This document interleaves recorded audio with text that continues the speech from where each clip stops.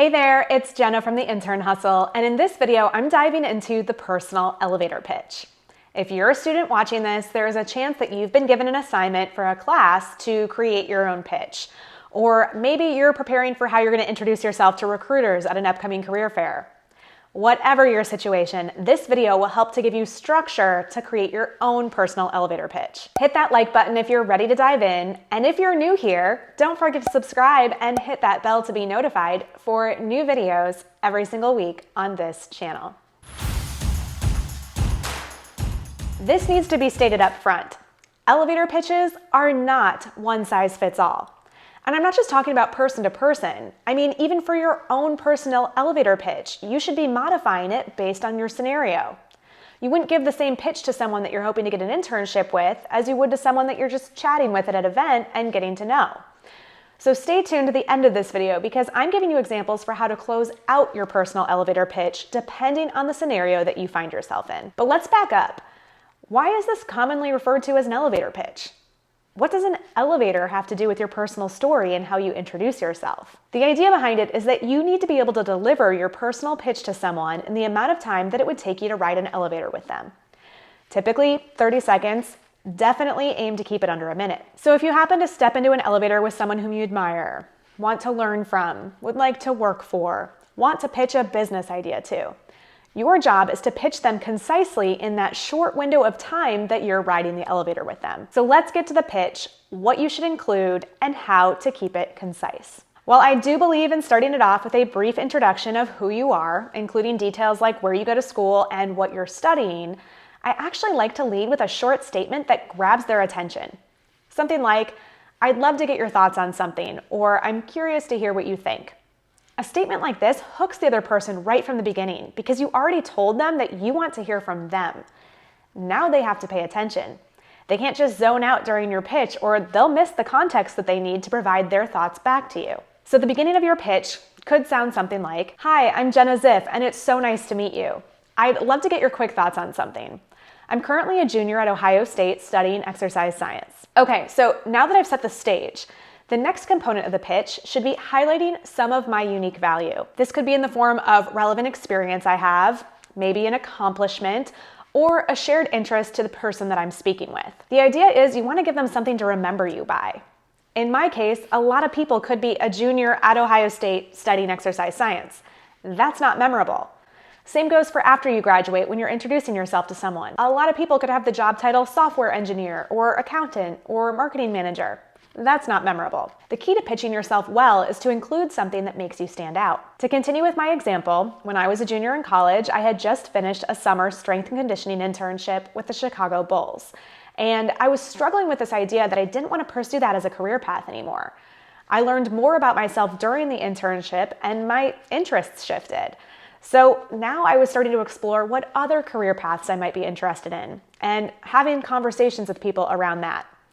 So given that information, here's what I would insert into my pitch to grab their attention and help me stand out a bit. "Hi, I'm Jenna Ziff, and it's so nice to meet you.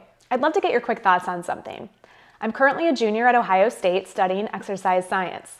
This past summer, I pursued my interests and did a strength and conditioning internship with the Chicago Bulls. It was a great experience, but I learned that I no longer want to pursue a career training athletes. I've become increasingly interested in the business side of professional sports, and I've since added a business minor to my studies. Now I've shared some more of my unique experiences and provided more context to the person that I'm speaking with.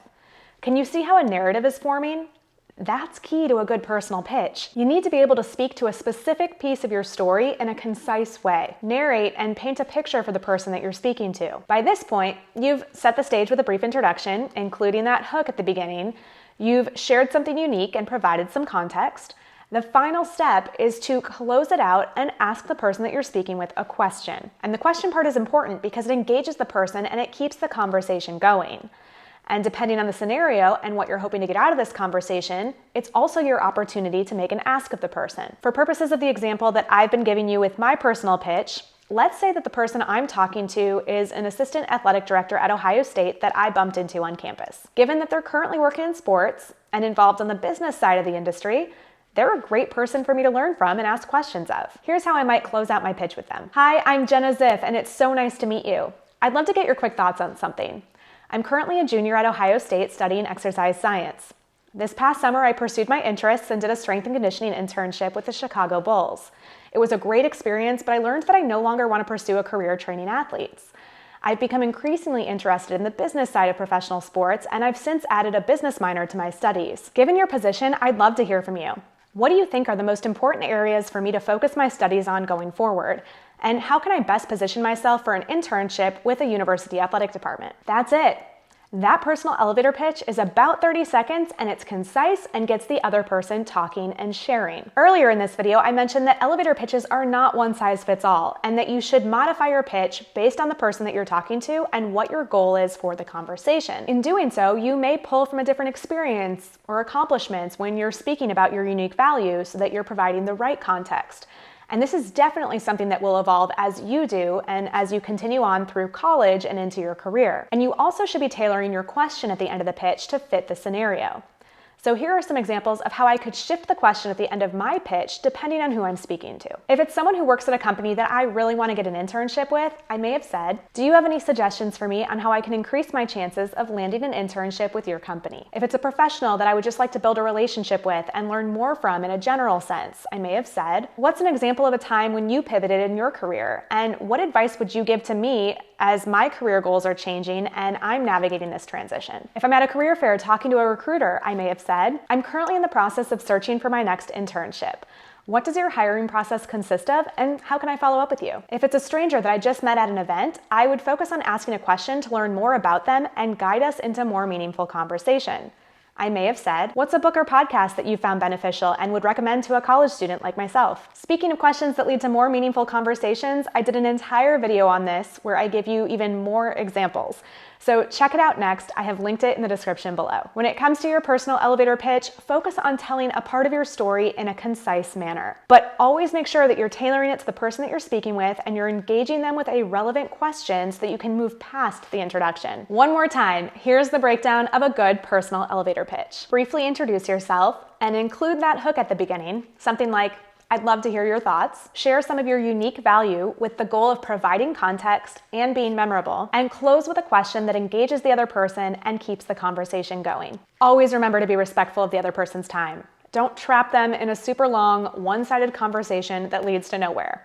Most people like being helpful, so the best thing you can do is ask them a question that's relevant to them and allows them to share some of their expertise with you. If they engage and they keep the conversation going, then continue to follow up with questions from there.